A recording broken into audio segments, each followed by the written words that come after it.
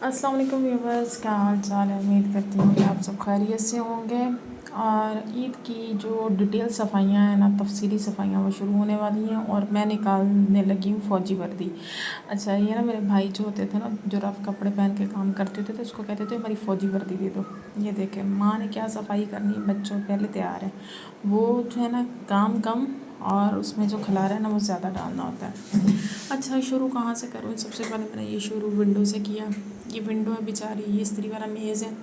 इसके पीछे जिसका दिल करता है ना, खाली बोतल फेंक देगा, जिसका जो दिल करता है वो इसमें फेंक देगा।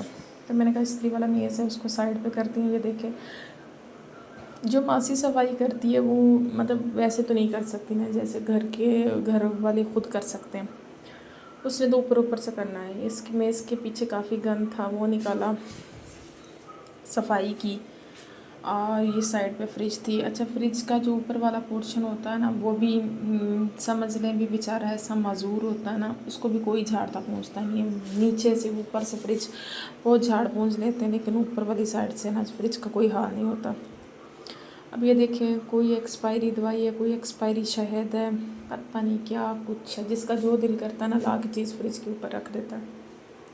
आज इसको साफ़ करने का सोचा मैंने कि ये जो दवाइयाँ हैं जैसे एंटीबायोटिक्स होती हैं, बना लेते हैं, जो हफ्ते का कोर्स होता है वो करके बच जाती हैं मोस्टली, तो वो पड़ी रहती हैं। और इस तरह बच्चे जो है ना वो, उनका भी ख़तरा होता है कहीं पी ना रहे। अच्छा, हमारे घर में ये है कि जब मतलब घर की कोई सलाह होती है, मशवरा होता है, कुछ होता है तो हमें नहीं बिठाया जाता, हमें नहीं पूछा जाता, हमें नहीं बताया जाता। कहीं कोई घर में किसी को कुछ देना दिलाना कुछ, लेकिन जब ये सफाइयों वाली मामला आता है ना तो फिर हम घर की बड़ी बहू हो जाते हैं, ये घर हमारा हो जाता है। तो आज ये मेरा घर है और आज रहना ऐसे, जब सफाइयाँ कह रहे होते हैं ना, और जब दिल से बंदा कह रहा था ना, घर समझ के कह रहा था, लेकिन जब लोग उसकी कदर नहीं करते ना तो बड़ा दुख होता है। खैर, ये जो है ना, कमरे में आ गई। सीलिंग के ऊपर इतनी मिट्टी थी बहुत ज़्यादा, क्योंकि काफ़ी 1-2 महीने से मेरे बाजू में बहुत ज़्यादा दर्द था। मेरा मसल्स जो है ना उसका इशू हुआ था, तो मेरे से काम नहीं हो रहा था। और कोई मासी भी इस तरह नहीं मिल रही थी कि जो कोई डिटेल में सफाई कर दे। अब थोड़ी तबीयत ठीक थी। ये मेरे ड्रेसिंग के ऊपर वाली साइड है, ये मेरी अलमारी के ऊपर वाली साइड है, जिस पे मुझे लगता है ये जो ऊपर वाली साइड होती है इस पर हमने गंद ही डालना होता है। क्योंकि ये वाला गंद कवर होता है, किसी को नज़र नहीं आता, तो हमारी औकात जो हमारी औकात कह रही, हमारी असलियत छुपी होती है। ये देखें, ये पीछे से कितना गंद है, ये सारा निकाला, ये घर से साफ़ किया। अच्छा, मेरे ना पिछले साल मैंने अपने कमरे से कारपेट निकाला है। बड़ा प्यारा कारपेट था मेरे कमरे में, जब से शादी हुई थी तो कारपेट था।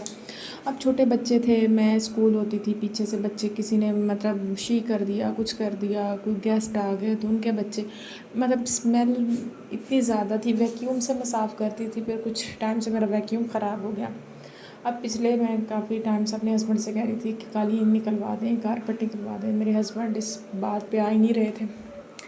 फिर मैंने क्या किया, छुरी ली एक बड़ी तेज़ सी, उससे ना 2-3 दिन लगा के थोड़ा थोड़ा काट के ना, मैं उसको जिस तरह निकाल सकती थी उस तरह उसको निकाल दिया। अभी भी ये देखे साइडों पे कारपेट चिपका हुआ है। तब से मैंने अपने कमरे को ना साफ़ ही नहीं किया था अच्छी तरह से। आज ना तेज़ाब, सरफ़ और पानी मिक्स करके ना हल्का सा, बहुत ज़्यादा तेज़ाब नहीं डाला, उसको साफ़ किया अच्छी तरह। मैंने कहा कोई कमरे की लुक तो आए, और अल्लाह का शुक्र है ये कुछ बेहतर हो गया। उम्मीद करती हूँ आपको मेरा व्लॉग अच्छा लगा होगा। और हमने ईद गाँव जाके करनी है, तो ये मैं अपना कूलर इसको धो के रखा हुआ है, सामान लदवा के मैंने इसको गाँव भेजना है, क्योंकि हमें गाँव में गर्मी ना लगे जब हम इतना गोश्त खाएँगे। अल्लाह हाफिज़।